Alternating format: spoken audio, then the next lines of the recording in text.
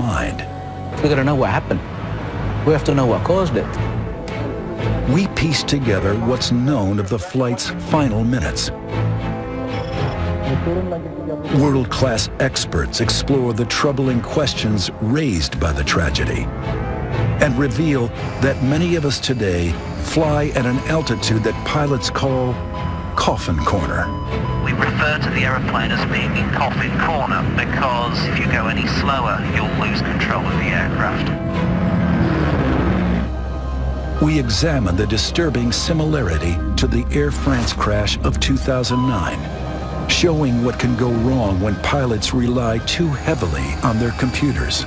Pilots today have lost their skills. And with up to 2 million people in our skies at every moment, we investigate the technology designed to protect the flyers of the future.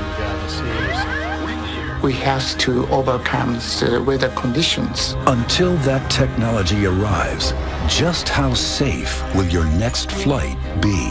The shocking truth is that an AirAsia type event could happen anywhere in the world today.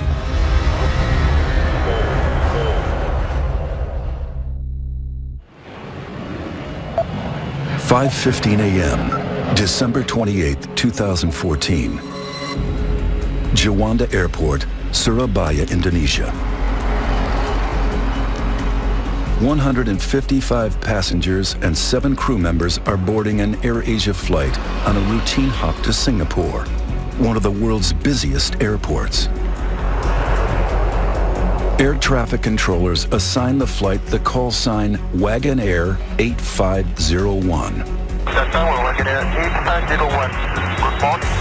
Wagon Air 501, good morning. Join the tower. Go ahead.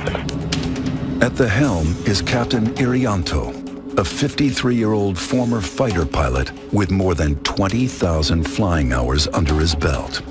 The co-pilot is 45-year-old Frenchman Remy Emmanuel Placel. He's flown over 2,000 hours. Also on board is 22-year-old trainee flight attendant Karanisha Haidar Fausi. The planned route from Surabaya crosses over the equator through latitudes that are home to the world's most destructive weather, known as the Intertropical Convergence Zone. It's the hottest place on the planet, I think, is the sea surface temperatures in the Intertropical Convergence Zone. That means there's lots of moisture going into the atmosphere from the ocean. Water vapor is the fuel for tropical storms. It's where the energy comes from. Although it's warm air that creates storms here, when it reaches high altitude, temperatures within the clouds drop dramatically to as low as -112 degrees Fahrenheit, as cold as winter in Antarctica.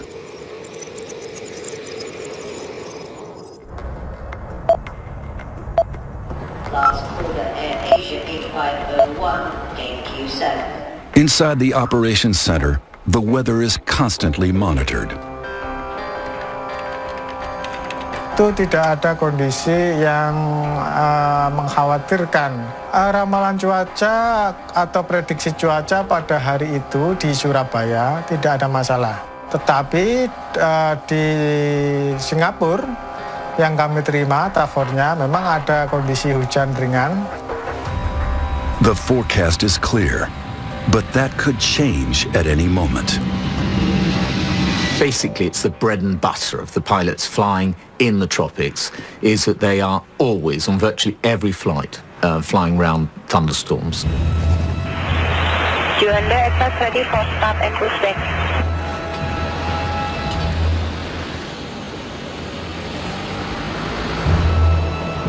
The plane is an Airbus A320, one of the most technologically advanced in the skies, and the world's best-selling single-aisle airliner. Again, 8501, clear to Singapore, Mike 635, level 240 initial. This plane has flown 13,500 times, covering more than 23,000 flight hours. Again, 8501, clear to takeoff.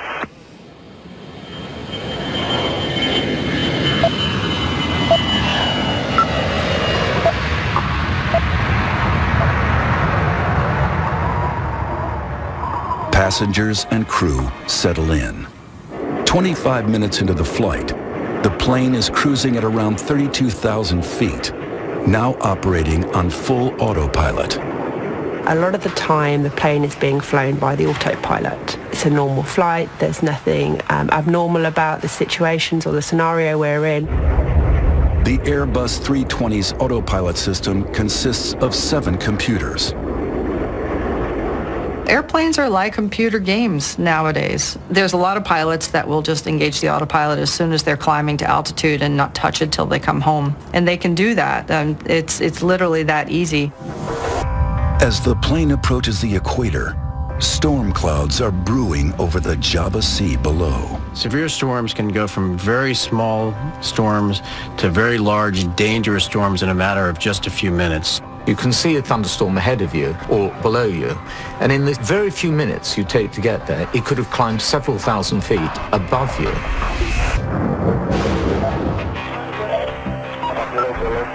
Air traffic controllers receive Flight 8501's final radio transmission.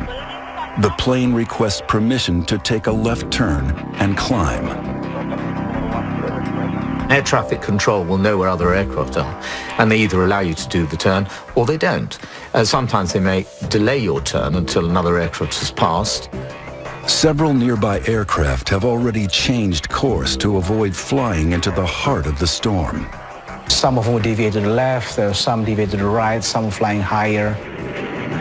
With so many flights in the same airspace, air traffic controllers deny 8501's request to climb above the storm.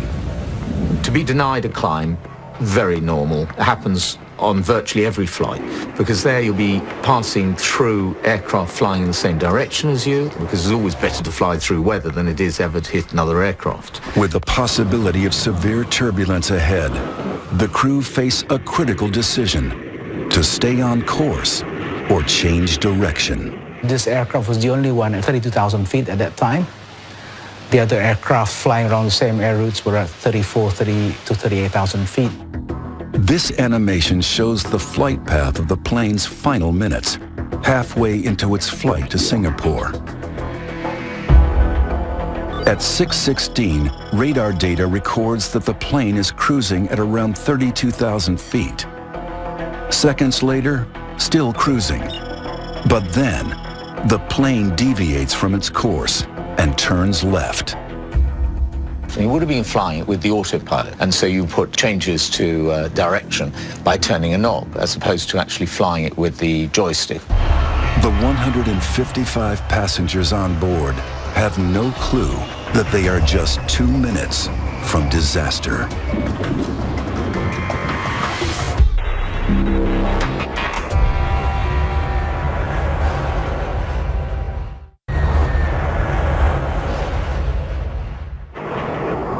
December 28, 2014.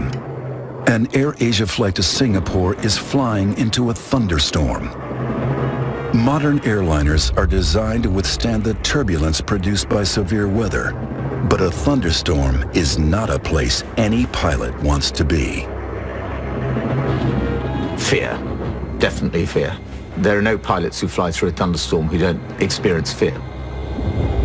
But you overcome that because you have a job to do. The guidance was you're going to encounter some thunderstorms. They didn't know how severe they would be. They didn't know precisely where they were going to be. So you don't know until you get into it. And then when you get into it, sometimes it's too late. A massive thunderstorm is the ultimate hazard for the crew of an airliner. In the last 50 years, bad weather has been a factor in over half of fatal commercial air accidents. I mean, there's so much energy that's being released in a storm like that. It's just chaotic. It's dangerous. It's turbulent. And there's an added force of nature to contend with: total lightning. Total lightning is both the cloud-to-ground lightning that we're all accustomed to seeing when it hits the ground, but in severe storms, there's 10 times as much lightning that is up in the cloud. At 6:16, radar data records that the plane is cruising around 32,000 feet. But then the plane turns left, and for reasons as yet unknown, it climbs steeply.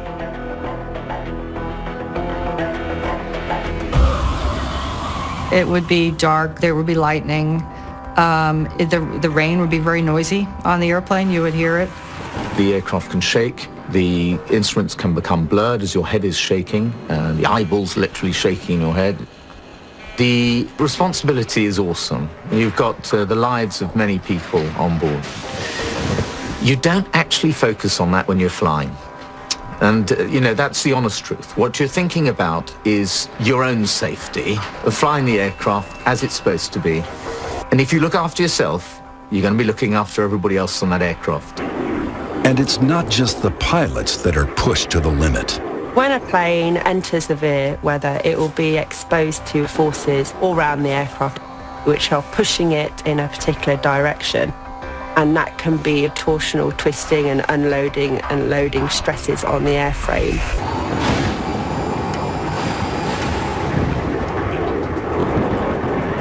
The plane climbs through 37,000 feet. As it climbs, its speed slows to just over 400 miles per hour. Just 20 seconds later, the flight is around 38,000 feet. Then, it slows down even more. At 6:18 a.m., the plane goes missing from radar.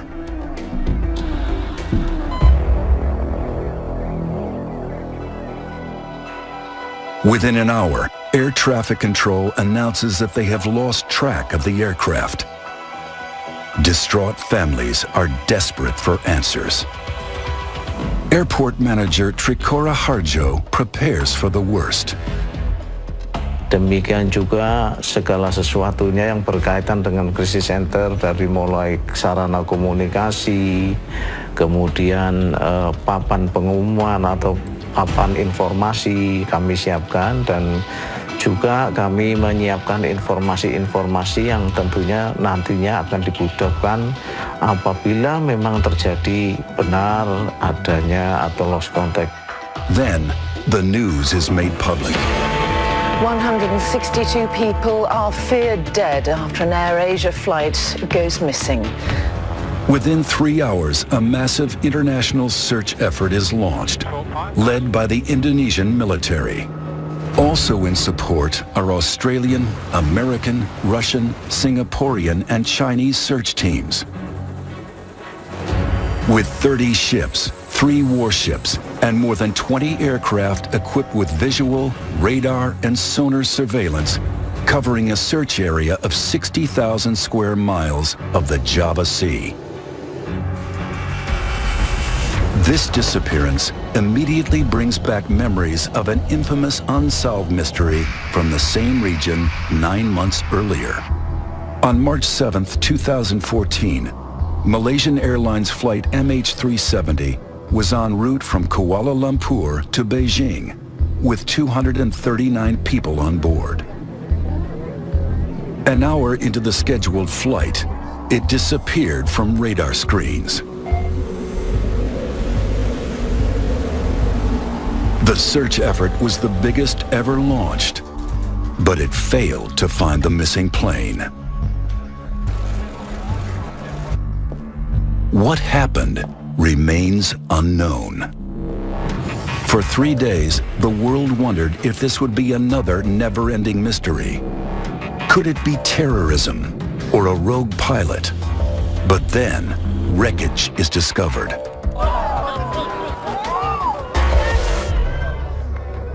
All the evidence points to the plane having crashed into the sea. Everyone on board is dead. One of the first bodies to be recovered is the trainee flight attendant, Karunisha Haidar Fausi. Her funeral becomes a focus of national mourning. Unlike MH370, there's no missing plane here. The mystery is, how did this happen? 10 days after the first wreckage is located, there's a breakthrough. The black box data recorder from the AirAsia plane, which came down off Indonesia, has arrived in Jakarta for examination. As the recovery operation continues, experts around the world begin to ask, how can one of the world's most sophisticated planes suddenly drop from the sky? We gotta know what happened. We have to know what caused it. The first thing, the most important thing for the families is they want to know what happened. They want to know the truth. And of course, they deserve to know the truth. The priority for the families is to ensure that no such disaster ever happens again.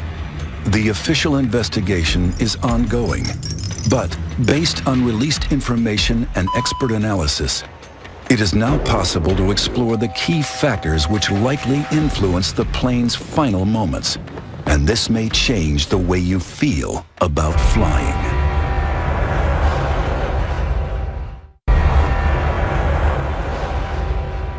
Though the researchers have the flight's black box, it only tells part of the story. Investigators dig into the data to tease out the accident's origin. We understand that there are three conditions that can cause the accident. First, the instrument, maybe the airplane itself, human error, and the last thing is the weather situation. The first question is, what caused the plane to climb so fast? After cruising at around 32,000 feet, the plane turns left and climbs steeply. Just 40 seconds later, the plane is over 37,000 feet. 38,000 feet. That's a climb of nearly 6,000 feet in less than a minute. 3 times faster than normal and outside the parameters set by the autopilot. So was the plane out of control, or was it direct pilot action? 6,000 feet per minute is a pretty hefty climb at altitude, no less, when the performance isn't as good. It's possible that they pulled the nose up and traded speed for altitude. That is possibly what happened, that the aircraft was climbed too steeply. But there could be another reason. It's possible that they got into an updraft and they were carried up by a bubble of air, basically. It's very turbulent and very chaotic and very dangerous, and what goes up has to come down. So you have a massive updraft, and then you get a massive downdraft, and that's just a terrible scenario for a plane and a pilot. You don't want to go into that. Experts have a good idea what happened after the plane got above 38,000 feet. The AirAsia flight must have stalled. Most people understand a stall as they would when they're driving a car, and that would be the engine stopping. That's not the case with aircraft. An aircraft stalling means that the airflow has actually broken away from the wing, and the aircraft no longer flies at this point. It is literally falling like a dead weight in the sky. The engine is still running, but the plane is falling. To see how this affects aircraft in flight, test pilot Dr. Guy Grattan is examining the profile of a wing in a wind tunnel. In the wind tunnel, you can see the flow demonstrated by these lines of smoke. At level flying, the airflow is steady around the wing. But then, as the angle of attack changes, just as it would in a climb, this happens. You reach a point where the flow starts to separate, starting at the rear top surface, and then it breaks up completely. This is known as the stall. Guy is going to put his skills to the test by pushing this plane to its limits and stalling it. Aerodynamically, the stall happens when the flow has broken up on the upper surface of the wing and it ceases to lift efficiently, and that causes the aeroplane to fully or partially lose control. This light aircraft is a Grumman AA-5, but the aerodynamic principles are the same for any plane, including the AirAsia flight. If the aeroplane stalls, a good pilot should be immediately reducing the angle of attack and increasing the power to recover.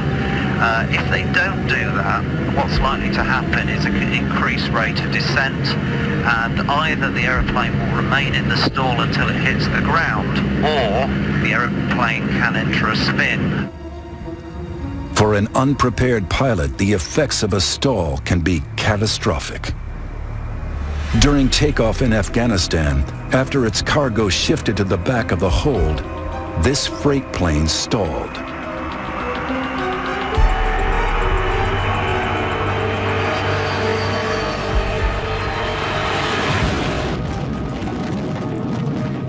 At this level, Guy is cruising, but at a very high altitude where the AirAsia plane was flying, all aircraft hit a point where speed becomes critical. It's an area known by pilots as Coffin Corner.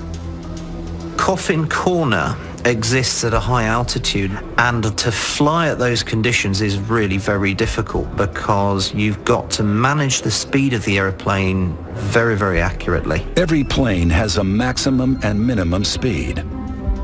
The complicating factor is the higher the altitude, the smaller the margin of error between going too slow and going too fast.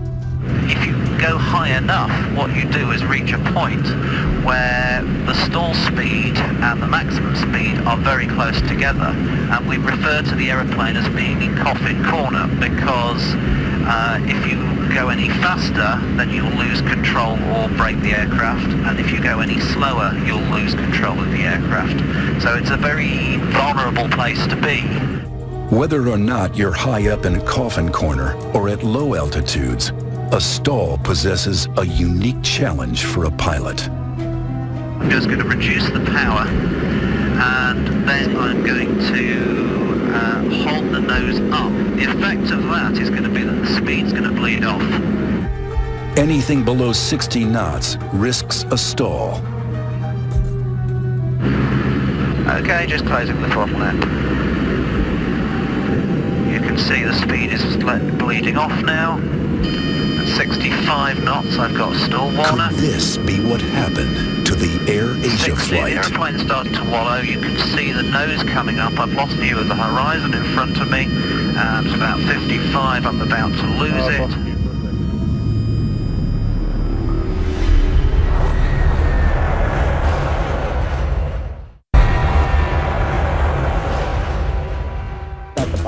In the weeks after the AirAsia flight crashed into the sea, one thing emerged as a crucial factor: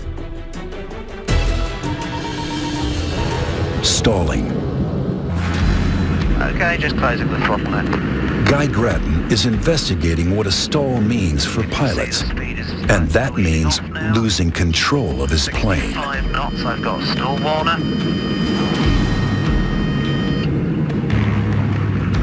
The aircraft drops 200 feet. The aeroplane has stalled. You see it pitch nose down, and I'm recovering the aeroplane from the stall. To regain control, Guy dips the nose to gain airspeed, then levels out. A very dramatic stall, if you're not expecting it, can be quite frightening.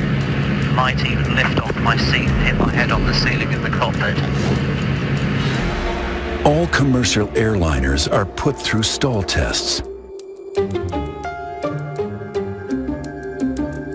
But is this what happened to the AirAsia flight as it climbed too steeply? And if so, how did the plane get to this dangerous point?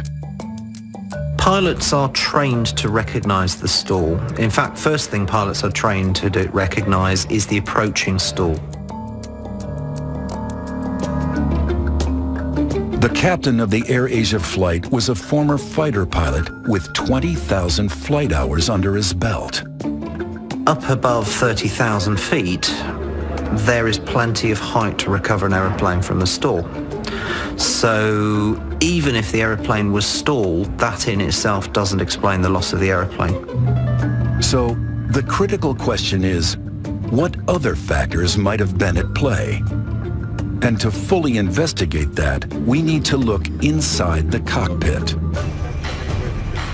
Seasoned pilot Captain John Mahan is flying an Airbus A320 flight simulator, an exact replica of the lost plane.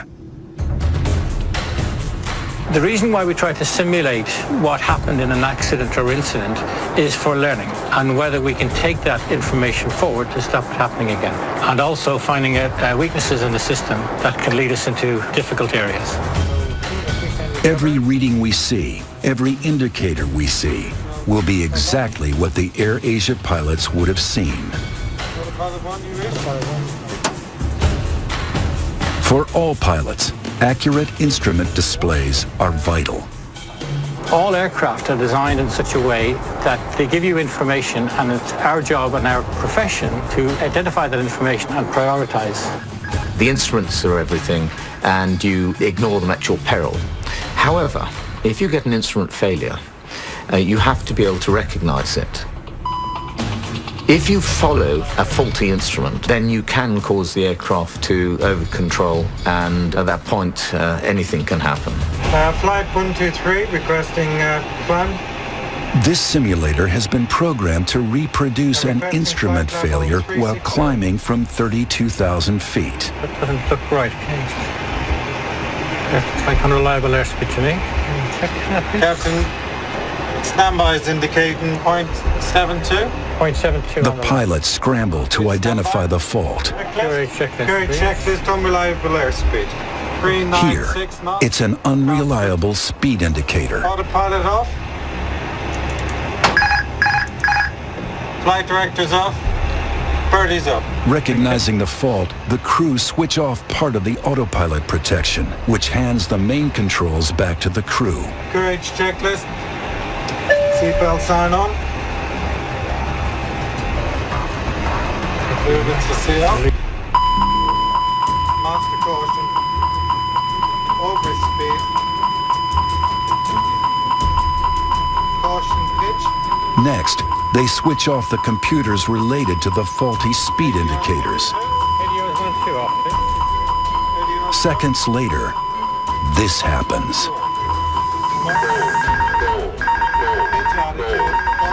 A stall warning is an indication that you are getting into an environment where you're about to lose your lift on your wing.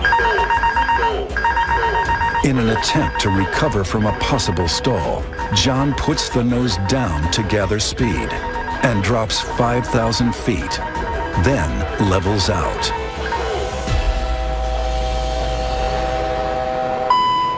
Wings, maintain wings level. Speed 370. In this case, John recovers the plane successfully. Maintaining 30,000 feet. In the case of the AirAsia flight, we know that the Airbus 320 climbed rapidly and that it probably stalled at 38,000 feet. We also know that faulty instruments contributed to another tragic Airbus disaster and another stall 5 years earlier. On June 1st, 2009, Air France Flight 447 was en route from Rio to Paris with 237 passengers and crew on board. At 2:10 a.m., the Airbus 330 went missing from radar. Un accident tragique. It was 2 years before the flight's black box recorder was found and finally revealed its secrets. Colleen Keller is an air traffic investigator who worked on the search for Air France 447. The similarities with the AirAsia crash are striking. It ran into bad weather right around the tropical convergence zone, right at the equator. The initial malfunction was caused by the computer shutting down. On the side of the plane are metal cylinders that measure airspeed. They are called pitot tubes. The investigators discovered that the tubes had frozen over, causing the instrument readings to go haywire. The computer literally said, "I can't function, I'm confused," and it shut down. After the computer shut down, the pilots were forced to hand fly the airplane in a very difficult area, which is very high altitude. These are some of the actual words spoken by the pilots as recorded by the cockpit voice recorder. Qu'est-ce que vous faites? On perd le contrôle de l'avion là? They had the throttles back and they had the nose up, so both those combined to make it start to go very slow. They pulled the power back because they thought they were going too fast, and that put the airplane in a stall on a steep descent, like kind of a floating down descent. Unknown to the Air France passengers, the plane had dropped 10,000 feet per minute. Probably most people were sleeping or trying to sleep. There was a lot of turbulence. The lights were dimmed, and it would have felt like that the whole way down. I don't think people realized what was going on. In the cockpit, faced with unreliable instruments, the crew didn't realize that the plane was in a stall. If they had, the pilots could have recovered control. Instead, they continued to drop towards the sea.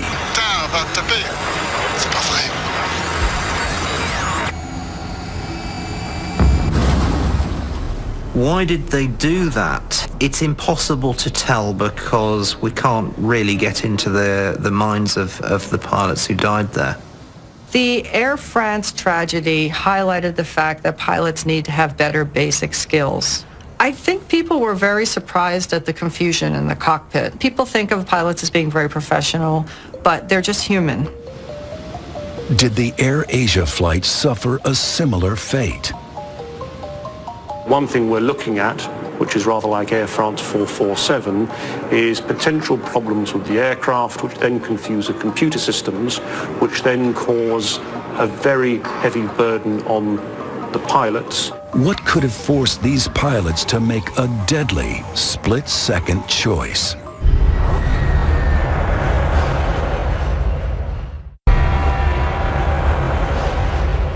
Flight 8501's tragic final moments may have come down to something seemingly innocuous: ice. Icing is a very big concern for all aeroplanes. Icing can change the aerodynamics of the plane, but as we learned from Air France, it can also affect key systems. There may well be an issue here about freezing of sensors. Satellite weather data from the day of the AirAsia crash reveals incredible freezing temperatures in the clouds.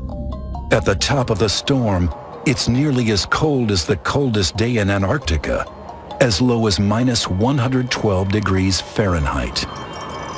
This wind tunnel replicates flying through a typical cloud at a temperature of just minus 4 degrees. Here, a pitot tube is put to the test.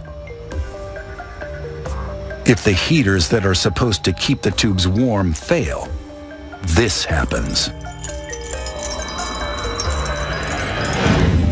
Ice blocks the tube, which means in the cockpit, the readings the pilots receive could be incorrect. But with no suggestion from the AirAsia authorities that these airspeed indicators failed, it remains speculation. The most plausible theory is potential problems with the aircraft and then how the crew responded to what the aircraft was doing. That the plane fell out of the sky is not in doubt. But what happened during its fall could shed light on the flight's final moments. In the weeks after the crash, there were reports that the plane had exploded before it hit the sea. Based on released information, this is what we can piece together. At an altitude of around 38,000 feet, the plane loses speed. Then it drops.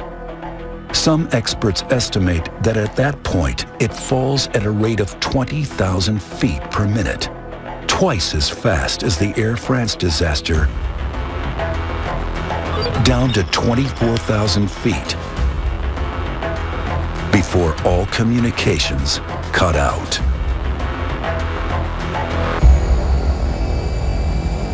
To investigate whether or not the plane broke up during its descent, Indonesian aviation analyst Jerry Sujatman is reviewing the data relating to the distribution of debris across the Java Sea. I think it's pretty certain that the aircraft went down in one piece. The wreckage pattern does not indicate any breakups prior to hitting the water. So we just have to look at the wreckage itself. And the telltale signs of it is that, yes, the aircraft would go down tail first, hit the water tail first. It's clear from the wreckage that mid-air structural damage is not a major factor here. From what we hear from the investigators, from the cockpit voice recorders, that up to the last moment, they did put all their efforts into trying to save the aircraft.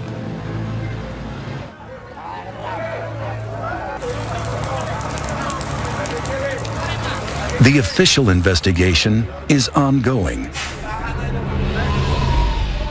But one thing most experts agree on is that severe weather was a factor in both the Air France and AirAsia crashes. In the last 50 years, weather has contributed to over half of all fatal commercial airliner accidents. But there's one type of turbulence that doesn't occur in stormy skies, and it could affect all of us. Anyone who's been on a plane at cruising levels, flying through clear blue skies, you'll know that it's possible suddenly to hit turbulence that the pilot couldn't see coming, so it literally comes out of the blue. It's called clear air turbulence. At the moment, there's no onboard electronics that can see it. The pilot can't see it. It really is invisible. Inside pockets of air, wind direction changes suddenly and severely.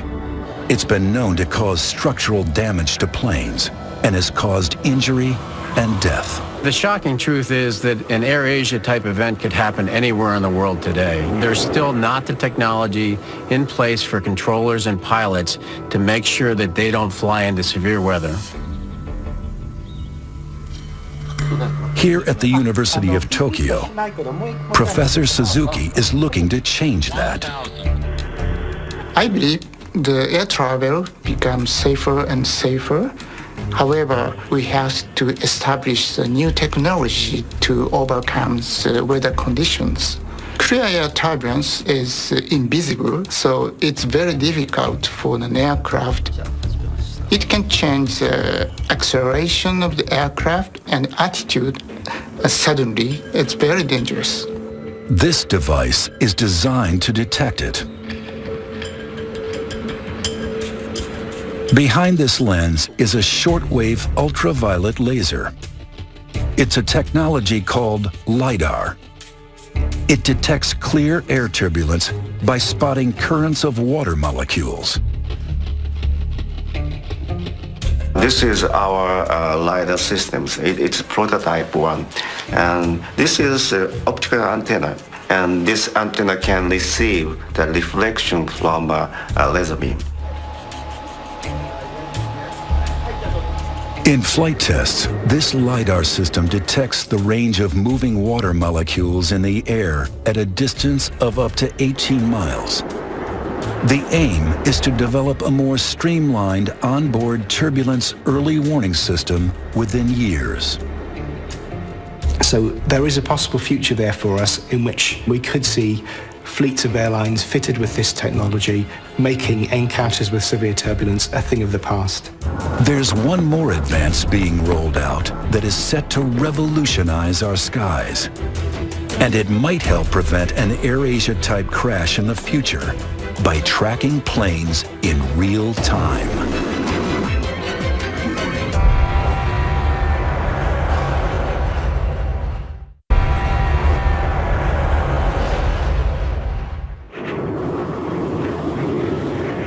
When the AirAsia flight crashed, scientists around the world continued their search for solutions to safer and more efficient air travel in the future.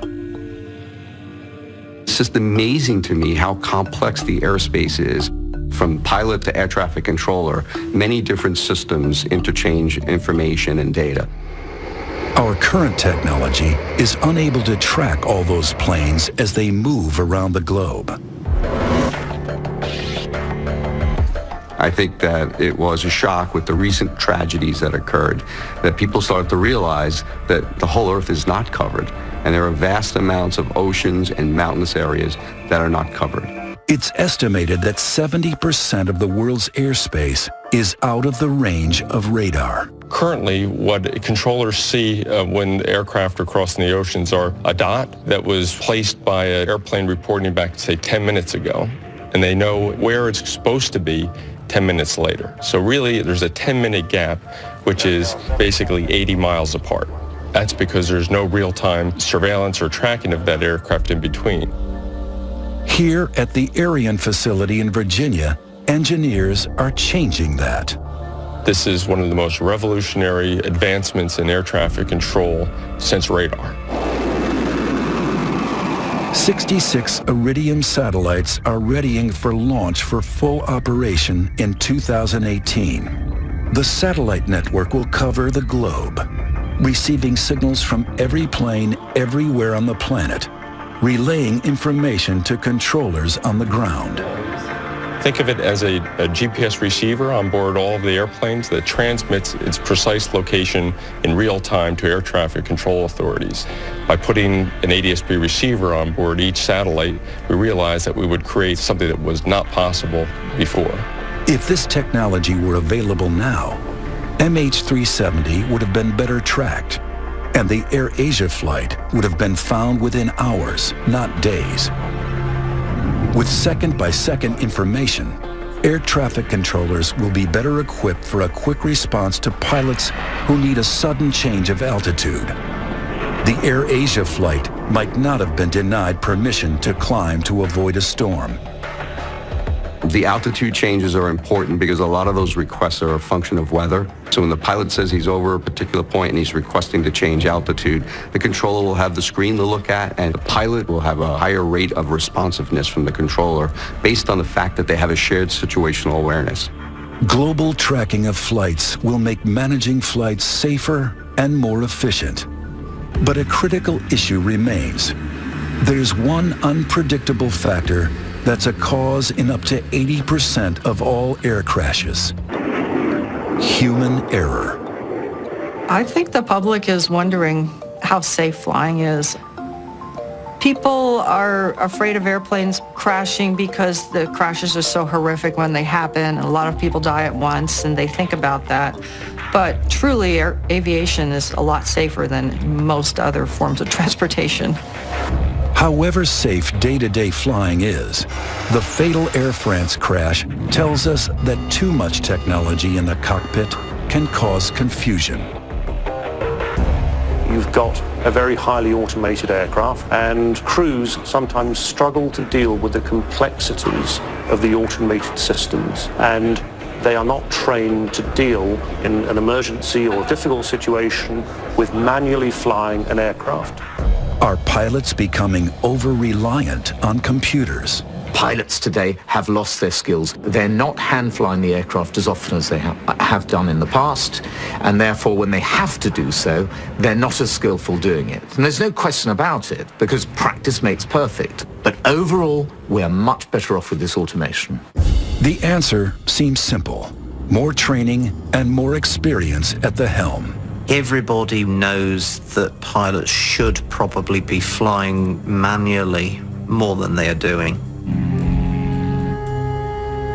Technological advances are seeking to keep up with ever-increasing demands for travel and making flights better able to cope with increasingly violent weather. But for the families of the passengers and crew of the AirAsia flight, their hope is that a tragedy like this will never happen again. They want future accidents to be prevented of a similar type. And so it is vital that the causes are identified for what brought this aircraft down, and more importantly, that those causes are then acted on so that other families don't have to go through what the AirAsia families have gone through.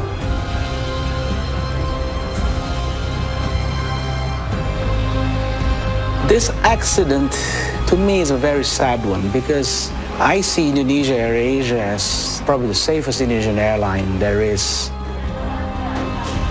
But you can always do your best to mitigate accidents and incidents. But sometimes it just happens.